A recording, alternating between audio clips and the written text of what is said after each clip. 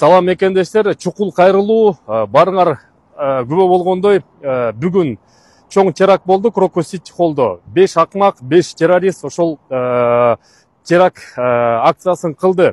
Эми Кудайдан тиленип туралы ошол 5 акмак азиат улутунан болбосо экен.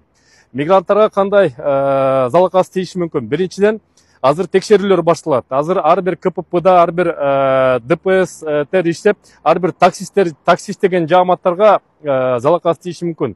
Таксист мекендештер, документтериңер тууралап алгыла, путевой листти тууралап алгыла. Эгерде күмөн санасаңар, андан көрө 1-2 жума такси айдабай турганда эле менин оюмча жакшы. Бүт пассажирларды текшерет.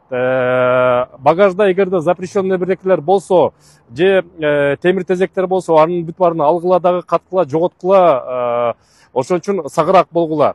Документи туура эмес мекендештер, көбүрөөк баспай, кечинде чыкпай, себеп деген бир 2 жума азыр катуу текшерүү болот. Бул сөзсүз түрдө ошо эмгек мигранттарына дагы тиешеси барып, аларга да залакасы тийиши мүмкүн, жанагы 5 акмактын айынан. Ошо 5 акмак азиат улутунан болбосо экен деп биз тиленип туралы. Эми бул Кудайга жакпаган нерсе, бир да динге туура келбеген нерсе бул акмактар кылганы.